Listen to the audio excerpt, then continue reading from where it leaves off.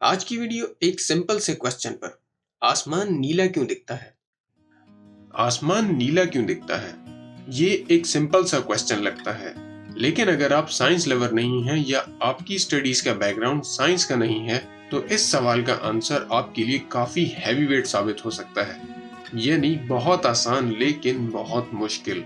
अगर हम नॉर्मली किसी से ये क्वेश्चन करते हैं कि आसमान नीला क्यों दिखता है, तो मेजॉरिटी का आंसर ये होता है कि हमारी जमीन का मेजॉरिटी हिस्सा नीले ओशन से कवर्ड है, इसलिए जब सनलाइट ओशंस पर पड़ती है तो वो रिफ्लेक्ट हो जाती है और हमें ओशंस की इस रिफ्लेक्शन की वजह से आसमान नीला दिखाई देता है।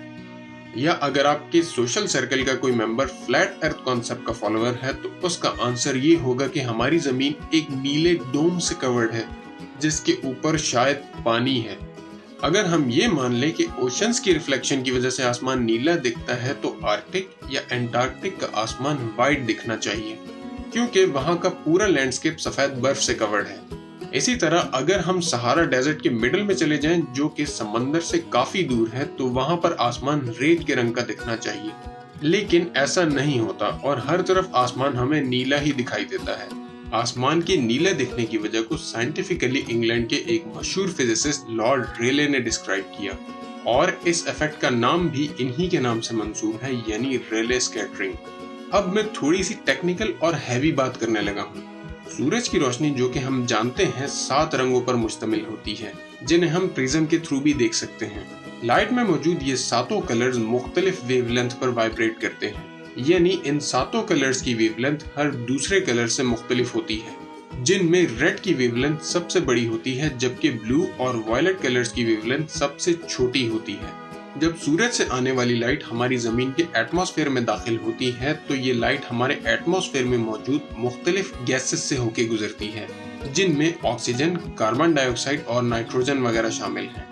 इन गैसेस के दरमियान में से बड़ी वेवलेंथ वाली लाइट यानी रेड, येलो और ऑरेंज वगैरह ज्यादा किसी रुकावट के बगैर आसानी से इन गैस मॉलिक्यूल्स के समंदर में से निकल जाती हैं। लेकिन छोटी वेवलेंथ वाली लाइट यानी ब्लू या वायलेट एटमॉस्फेयर में मौजूद इन टाइनी गैस मॉलिक्यूल से इंटरेक्ट करती है या टकरा जाती है, और ऑब्वियसली सूरज से मुसलसल लाइट आ रही होती है, जिसकी वजह से छोटी वेवलेंथ वाली लाइट भी इन गैस मॉलिक्यूल से मुसलसल इंटरेक्ट करती है, और इसी वजह से ब्लू कलर इन गैसेस के मॉलिक्यूल से टकरा के फैलना शुरू हो जाता है, यानी स्कैटर हो जाता है, जिससे हमें हमारा एटमॉस्फेयर नीला दिखाई देता है। सूरज की रोशनी जब हम तक पहुंचती है तो वो हल्की सी येलोइश फील होती है, क्योंकि इसमें से ब्लूइश और वायलेट स्पेक्ट्रम के कलर्स का कुछ हिस्सा हमारे एटमॉस्फेयर में स्कैटर्ड हो जाता है। तो एक तरह से हम ये भी कह सकते हैं कि हमें ऊंचाई पर जो नीला कलर दिखाई देता है वो असल में गैसेस हैं। आप में से कुछ व्यूअर्स के जहन में ये सवाल आ रहा होगा कि जब सबसे छोटी वेवलेंथ वायलेट की होती है, तो हमें आसमान वायलेट क्यों नहीं दिखाई देता? इसकी रीजन हमारी आंखों से जुड़ी है। हमारी आंखें जो कलर्स देख सकती हैं, उनकी वेवलेंथ अराउंड 400 से 700 नैनोमीटर्स के दरमियान है, और वायलेट कलर की वेवलेंथ अराउंड 380 से 450 नैनोमीटर्स के दरमियान होती है, जो कि हमारी आंखों की कलर्स को देखने की लोअर रेंज है। जबकि ब्लू कलर की वेवलेंथ अराउंड 450 से 500 नैनोमीटर्स के दरमियान होती है, और इसी वजह से हमें आसमान ब्लू दिखाई देता है। यहाँ एक और सवाल भी आता है कि सनराइज या सनसेट के वक्त आसमान ऑरेंज या रेडिश क्यों दिखता है? इसकी सिंपल सी वजह यह है कि सूरज की लाइट सनसेट या सनराइज के वक्त एटमॉस्फेयर के ज्यादा हिस्से से गुजर के आती है, और जब लाइट को एटमॉस्फेयर के ज्यादा हिस्से से गुजर के आना पड़ता है, तो इसमें से मोस्टली ब्लूइश लाइट स्कैटर हो जाती है, और जब हम सनसेट या सनराइज के वक्त सूरज की तरफ देखें, तो हमें सूरज और इसके इर्द गिर्द का कुछ हिस्सा रेड या ऑरेंज शेड का दिखाई देगा। दोस्तों, आज से हजारों साल पहले दुनिया पर बसने वाले इंसान इस बात पर यकीन रखते थे कि हमारी ये जमीन इस कायनात में नजर आने वाली हर चीज से बड़ी है, और ये भी माना जाता था कि सूरज और बाकी के सितारे जमीन के गिर्द चक्कर लगाते हैं। इस पर सवाल खड़ा करने वाले को कड़ी से कड़ी सजा सुना दी जाती थी, क्योंकि उनका ये मानना था कि इस पर सवाल उठाना गोया भगवान यानी खुदा को चैलेंज करना है। लेकिन वक्त के साथ साथ जैसे जैसे साइंस ने जन्म लिया, तो हमें मालूम हुआ कि आखिर हमारी जगह इस कायनात में कहाँ है। नाजरीन, आज आप अपनी सारी परेशानियां भुलाकर हमारे साथ एक सफर पर चलिए, जिसको हम अपनी जमीन से लेकर कायनात के आखिरी हिस्से तक तय करेंगे। तो चलें इसका आगाज करते हैं।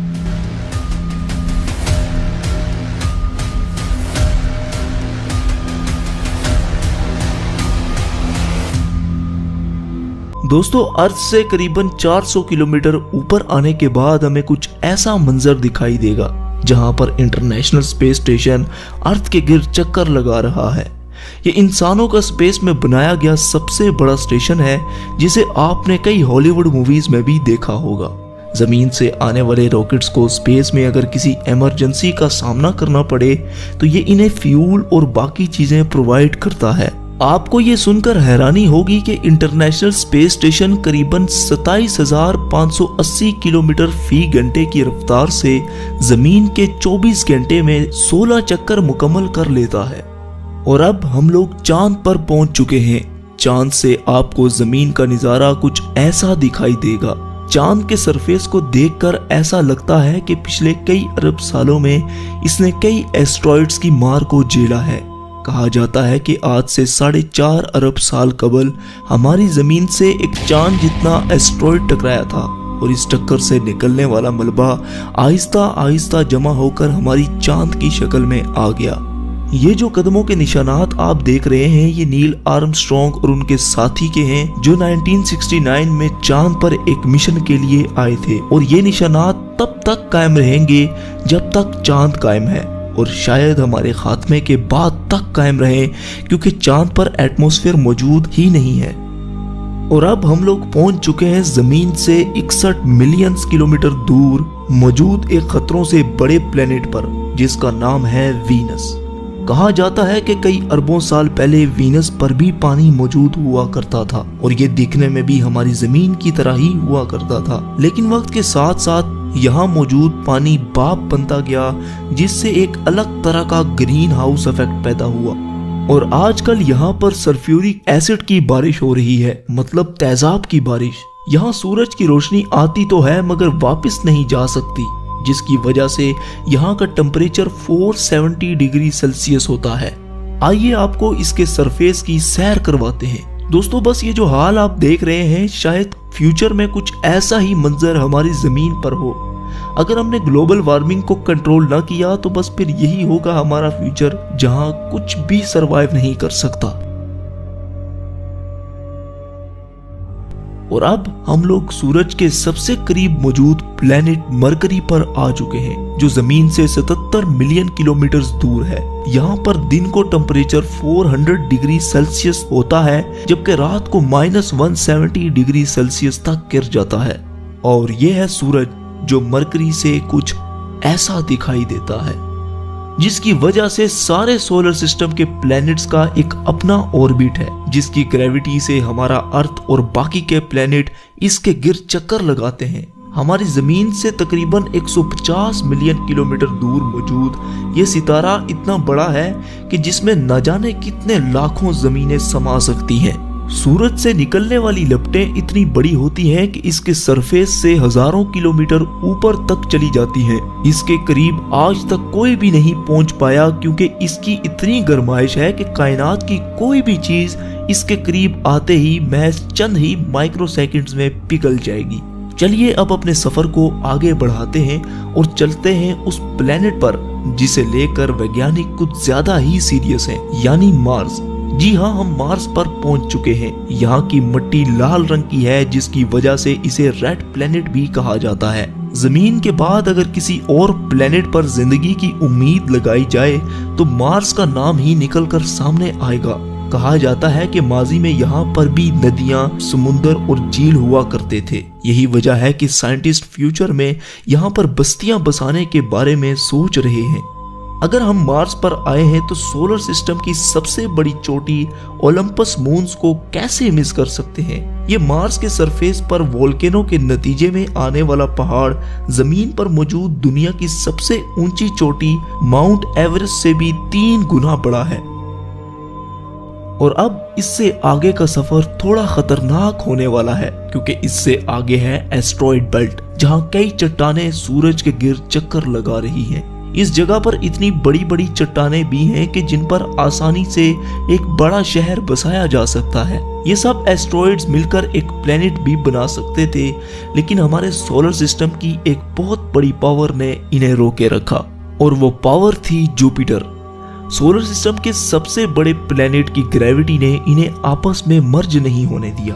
अपने चंद बड़े और दर्जनों छोटे मून्स के साथ जुपिटर एक अलग ही सोलर सिस्टम की तरह है। अगर बाकी के प्लैनेट्स को मिला भी लिया जाए तब भी ये जुपिटर का मुकाबला नहीं कर सकते। ये इतना बड़ा है कि अगर 65% मजीद बड़ा हो जाए तो ये सूरज की तरह एक अलग सितारा बनकर सामने आएगा। जुपिटर के सरफेस पर मौजूद ये रेड स्पॉट एक बहुत बड़ा तूफान है जो कई हजार साल से चलता आ रहा है। ये धब्बा इतना बड़ा है कि इसमें 3 अर्थ समा सकते हैं। जुपिटर जमीन की तरह ठोस नहीं बल्कि एक गैसेस से भरा प्लेनेट है। अगर आप जुपिटर की सतह पर उतरेंगे तो इस पर खड़े नहीं हो सकते बल्कि इसके अंदर दसते चले जाएंगे। और अब हमारी अगली मंजिल है सैटर्न। सोलर सिस्टम का सबसे खूबसूरत प्लेनेट सैटर्न अपने शाही छल्लों की वजह से जाना जाता है, जो इसकी सतह से लाखों किलोमीटर ऊपर तक फैले हुए हैं। इस प्लेनेट को हमारे सोलर सिस्टम का ताज भी माना जाता है। करीबन 62 चांद सैटर्न का चक्कर लगाते हैं। इनमें टाइटन सबसे बड़ा और एक मशहूर चांद है। टाइटन का एक अपना एटमॉस्फेयर भी है और इसके सरफेस पर नदियां, समुंदर और झीलें भी मौजूद हैं, जो पानी के नहीं बल्कि नेचुरल गैस के हैं। बिल्कुल हमारे अर्थ की तरह नजर आने वाले इस चांद के बारे में अंदाजा लगाया जाता है कि जब कई अरब साल बाद सूरज एक रेड जायंट बन जाएगा तब टाइटन एक हैबिटेबल जोन में होगा, यानी टाइटन उस वक्त रहने के काबिल होगा। दोस्तों, हम बातों ही बातों में अपने घर से इतना दूर आ चुके हैं कि यहाँ से अर्थ कुछ ऐसा नजर आता है। इससे आगे है यूरेनस और नेपट्यून, जो हमारे अर्थ से कई बिलियन किलोमीटर दूर हैं। यही वजह है कि इनकी खोज टेलीस्कोप इजाद होने के बाद ही मुमकिन हो पाई। इन प्लैनेट से आगे है क्यूपर बेल्ट, जो पिछले एस्ट्रॉइड बेल्ट से 20 गुना चौड़ी और लगभग 200 गुना बड़ी है, जिसमें करोड़ों की तादाद में कॉमेट्स, पत्थर और बर्फ से बने ऑब्जेक्ट्स मौजूद हैं, और हमारा प्लूटो इन्हीं में से एक है। और अब हम इंटरस्टेलर स्पेस में दाखिल हो चुके हैं, जहां एक चीज ट्रेवल करती हुई दिखाई दे रही है, और वो है वॉयेजर 1 स्पेसक्राफ्ट। जी हाँ, आपको सुनकर हैरानी होगी, लेकिन इंसानों की बनाई गई ये वाहिद ऐसी चीज है जो सोलर सिस्टम से बाहर जा चुकी है। जमीन से तकरीबन 19 बिलियन किलोमीटर दूर जा चुके इस क्राफ्ट ने हमारे सोलर सिस्टम के कई राजों पर से पर्दा उठाया है। ये स्पेसक्राफ्ट तकरीबन 17 किलोमीटर फी सेकंड की रफ्तार से आगे बढ़ता चला जा रहा है। इसके बारे में हम आगे एक मुकम्मल वीडियो पर बात करेंगे। फिलहाल आगे बढ़ते हैं। दोस्तों, इस वक्त हम इतना दूर हैं कि यहाँ से सूरज एक छोटे से सितारे की तरह दिख रहा है। अर्थ पर सूरज की रोशनी तकरीबन 8 मिनट और 20 सेकंड में पहुंचती है, लेकिन यहाँ पर जहाँ इस वक्त हम मौजूद हैं, इस जगह सूरज की रोशनी पहुंचने में तकरीबन 1 साल लग जाता है। इससे आप अंदाजा लगा सकते हैं कि हम कितना दूर आ चुके हैं। यहाँ पर अरबों की तादाद में मौजूद कॉमेट्स इस बात को वाज़ेह करते हैं कि सूरज की ग्रेविटी अभी तक खत्म नहीं हुई। दोस्तों, कॉमेट्स का एक बहुत बड़ा बादल हमारे सोलर सिस्टम को घेरे हुए है, जिसे हम ओर्ट क्लाउड कहते हैं। ये ओर्ट क्लाउड खत्म होने के बाद सूरज की ग्रेविटी भी कमजोर पड़ जाती है, और अब हम जहां से गुजर रहे हैं यहाँ पर बिल्कुल अंधेरा छाया हुआ है। हम यहाँ पर अपनी आंखों से कुछ नहीं देख सकते, इसलिए यहाँ हमें देखने के लिए इंफ्रारेड विजन की जरूरत पड़ेगी। देखने पर यहाँ आपको अरबों की तादाद में तारे नजर आएंगे। वैसे तो हम बहुत दूर आ चुके हैं, लेकिन यूनिवर्स के मुकाबले में ये महज एक छोटा सा स्टेप है। लेकिन हम अपने करीबी सोलर सिस्टम की तरफ बढ़ते हैं, जिसका नाम है अल्फा सेंटोरी। यहाँ पर सूरज की किरणें 4 साल और 3 महीनों तक पहुंचती हैं। इसी सोलर सिस्टम में मौजूद एक प्लेनेट प्रोक्सिमा सेंटोरी के नाम से जाना जाता है, जो अर्थ ही की तरह हैबिटेबल जोन में है। अंदाजा लगाया जाता है कि शायद यहाँ पर एलियन लाइफ मौजूद हो सकती है।